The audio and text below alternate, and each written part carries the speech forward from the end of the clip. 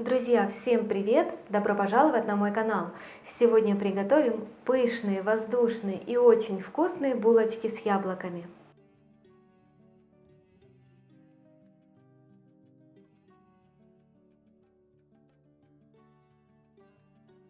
Работу начинаю с приготовления начинки. Для этого мне потребуется примерно 500-600 граммов яблок. Выбирайте плотных сортов, чтобы при тушении они не превратились в кашу. Сахар, сливочное масло, кукурузный крахмал, также его можно заменить на картофельный, и немного корицы. Яблоки необходимо хорошо вымыть, очистить от сердцевины и нарезать вот таким небольшим кубиком. В сковородку выкладываю сливочное масло и растапливаю его. После того, как растопили масло, жду, чтобы оно вот так запузырилось. Всыпаю 2 столовых ложки сахара и хорошо размешиваю.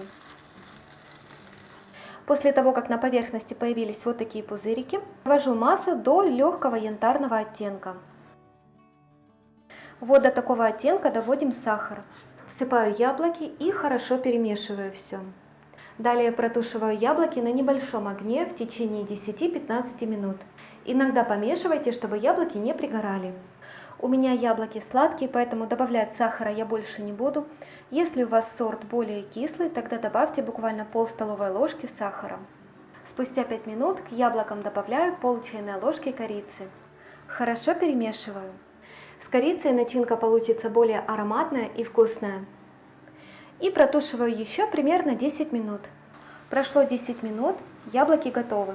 Но, как видите, еще осталось немного сока, из-за которого будет неудобно работать с начинкой. Поэтому добавляю буквально пол столовой ложки кукурузного крахмала. Также можно заменить на картофельный. И хорошо перемешиваю. Крахмал желирует весь сок, благодаря этому начинка стала немного гуще, и с ней будет намного удобнее работать. И, конечно, она не будет вытекать из булочек. Готово. Снимаю с плиты. Перекладываю яблоки в отдельную посуду. Накрываю в плотный контакт пищевой пленкой, чтобы при остывании на поверхности не образовывалась корочка. Оставляю остыть до комнатной температуры. Подготовим тесто для булочек. Работу начинаю с приготовления опары. В глубокую миску выливаю теплое молоко. От общего количества всыпаю примерно 2 чайные ложки сахара и дрожжи.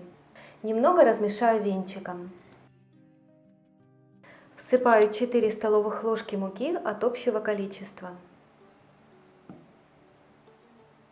Замешиваю опару. Вот такая по консистенции должна получиться опара. Накрываю пищевой пленкой и оставляю в теплом месте примерно на 10-15 минут. Вот так прекрасно поднялась опара. Добавляю оставшийся сахар, пакет ванильного сахара, соль, сливочное масло комнатной температуры. Растапливать его не нужно, оно должно быть вот таким просто мягким. По рецепту в тесто идет 2 яйца, но один желток я забрала на помазку булок, поэтому добавляю в тесто 1 целое яйцо и 1 белок. Хорошо размешиваю венчиком. Готово. Всыпаю муку изначально половину от общего количества. Замешиваю тесто. Тесто еще довольно мягкое. Всыпаю примерно еще 2 столовых ложки муки. Перехожу на ручной замес. Сразу всю муку не добавляйте, потому как можно забить тесто. Тесто по-прежнему остается слегка вот таким липким, но подсыпать муки больше не стоит. Добавляю примерно 1 столовую ложку растительного масла без запаха и продолжаю вымешивать. Всего вместе с опарой у меня ушло 440 граммов муки. После того, как тесто полностью соединилось с маслом, перекладываю его на стол и продолжаю вымешивать на протяжении примерно 10 минут. Вот такое нежное и очень мягкое тесто у вас должно получиться. Оно хорошо вымешано и практически уже не липнет к рукам. Перекладываю в миску. Донышко и бортики я смазала растительным маслом. Накрываю пищевой пленкой и оставляю в теплом месте для подъема примерно на 40 минут до первой обминки. Вот так хорошо поднялось тесто в первый раз. Делаю ему обминку прямо в миске. Гладкой стороной переворачиваю кверху и снова кладу в миску. Накрываю пищевой пленкой и оставляю еще примерно на 30 минут. Тесто поднялось во второй раз. Перекладываю на стол. Делаю ему обминку. Вот такое гладкое и очень нежное тесто получается после обминки. И оно уже абсолютно не прилипает к рукам. Вес теста 970 граммов. Разделяю на 14 частей весом примерно по 70 граммов. Формирую вот такие кружочки. Подкатываю и откладываю в сторону. Заготовки накрываю пленкой и оставляю отдохнуть примерно на 5-10 минут. Рабочую поверхность слегка припыляю мукой. Беру заготовку, ее также слегка припылите. Раскатываю тесто в овал, выкладываю начинку, примерно 2 чайных ложки.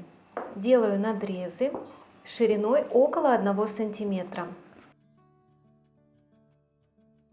Верхним краем накрываю начинку и вот эти хвостики переплетаю между собой. Ну а дальше плету уже как косичку. Плетение делайте без натяжения.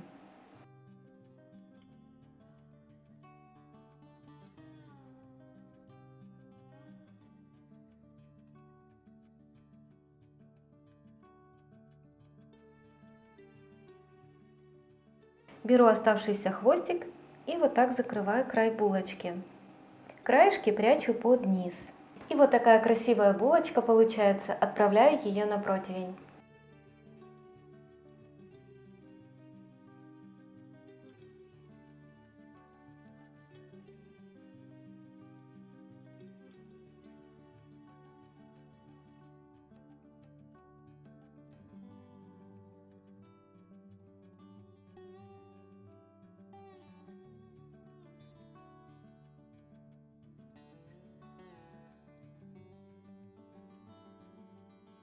Булочки сформированы.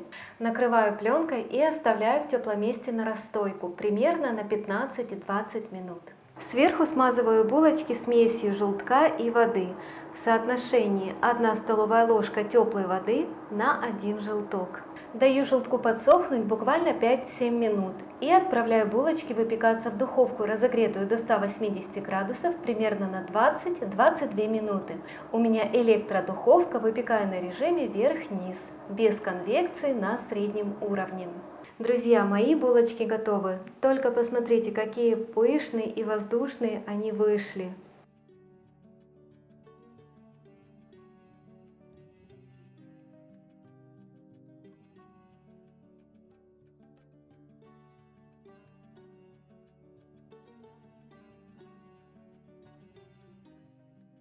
Вот такие высокие и очень красивые. Ну и, конечно же, покажу, какая булочка вышла внутри.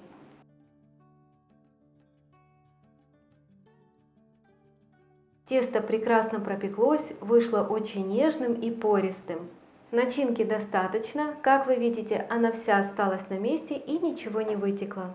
Также такие булочки можно сделать с густым повидлом. У меня яблочное, делаю я его сама по рецепту своей свекрови Галины Ивановны. Канал «Выпечка и кулинария». Ссылочку на его подробное приготовление я прикреплю в верхнем левом углу. Такое повидло прекрасно подходит к выпечке, оно чудесно держит свою форму, не растекается и не разрывает выпечку. Ну а вы обязательно попробуйте приготовить эти чудесные булочки с яблоками по моему рецепту. Я же, как всегда, желаю приятного аппетита, успехов в приготовлении вкусной выпечки. Всем удачи, всем пока!